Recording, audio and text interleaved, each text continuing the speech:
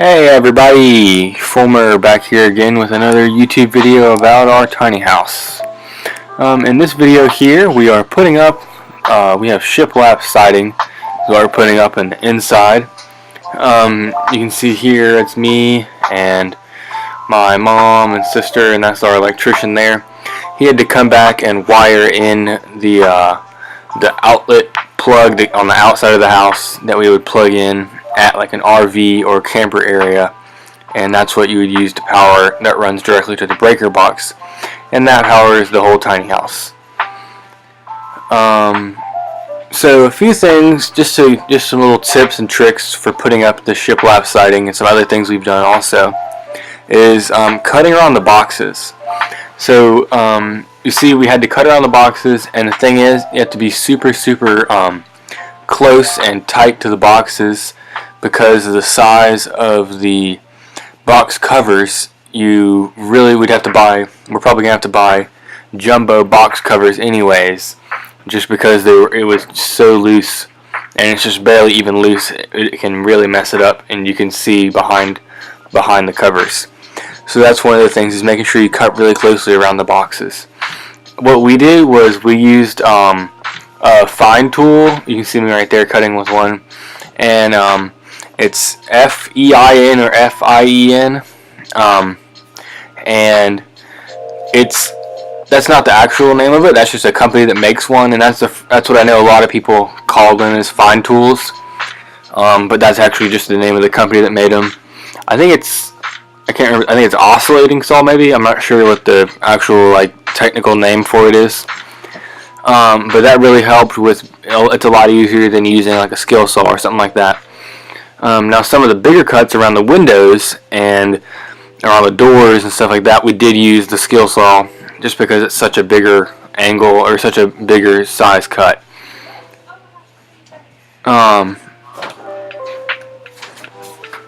So another thing we've done is we decided to go ahead and we did use face nails. Now a lot of people don't. It's not really meant to, but because it's going to be going down the road and everything like that, we decided we would go ahead and use face nails. And right here my camera stopped, but we decided we'd go ahead and use face nails just to sort of secure everything a little bit better. So we have face nails, and it's also caulked. The only problem with using the face nails is that we had to go back and putty all the holes, and we did put another coat of paint over it because this is mostly lumber that was sort of like scratch and dent type lumber, damaged. We bought it from Home Depot, and so most of the lumber we had to some of it we had to sand some splotches off where it had gotten run over by or people had stepped on it, and it was just really dirty, so we had to sand that off anyway. So we were gonna have to repaint it. So for us, it wasn't that big of a deal having to put in the putty and paint it, because we were already gonna have to anyways, even if we didn't use face nails. But if it was all perfectly good lumber in good clean condition and everything like that, we probably would have not used the face nails, or would have used a lot less, just because of how it would have been a lot easier to not have to paint over the whole thing all over again. So one of the things you can see whenever we're getting around this door here, we're having to measure down from the top plates, just because to try and, right there I am measuring down, trying to get it to all line up as we go across the door, and then in the corners line up as well, to sort of just make it a little bit more of a clean look to it. And that is one of the main things, is just all the lines and everything like that, even if it's not necessarily level, as long as the margins look good and the lines sort of follow each other all the way through the house. It can be a little bit off level, but as long as the margins are good, that's what's going to look good, and that's what's going to matter. And then you can see in the bottom corner there, we didn't do any boards behind where the cabinets are going, just because the cabinets have their own backing, and they're going to get nailed back to the wall there anyways, so there is no real reason to use those boards there. And that's one of the good things about using those cabinets in that way, is it did help us save a little bit of boards, because we did eventually at the end of the night we had to go back up to Home Depot before they closed and buy more buy some more shiplap siding.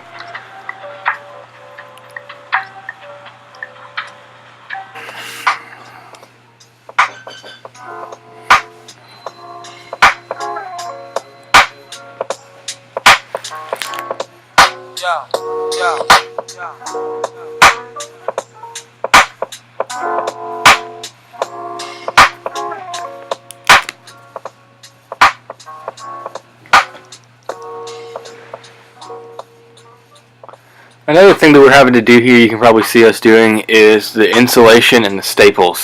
The insulation, normally you would nail it to the face of the studs, and that's what we did here. The only problem with that is whenever we're putting up the siding, some of the staples stick out farther than others, and the insulation makes it get pushed out from the wall a little bit farther than we wanted, and it can just make it really uneven. So one of the things we decided we had to do is just pull all the insulation back and push it back up into the crevice of the walls.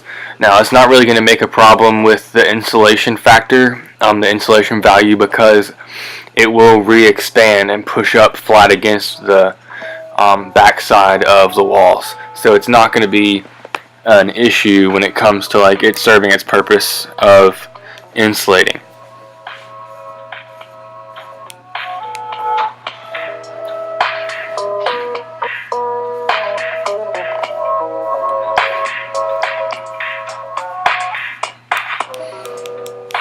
And another thing is with tiny houses in general, just trying to save weight, it is not necessarily the best idea to use like a lot of like if we were going to use this was a bigger trailer and we were using this right here all throughout. It can add a lot of weight. It really does look good though, but it can add a lot of weight. And that is one of the only real downsides to the shiplap siding the way we did it here. So for the roof to or for the ceiling to compensate for the weight that we added here, we're going to be using, it's a 1/8 inch eucalyptus board that is sold at Home Depot. It comes pre-primed, so that's what we're going to be using for the ceiling. And it's a whole lot lighter than any type of wood. We were going to use 1/4 inch Luan plywood.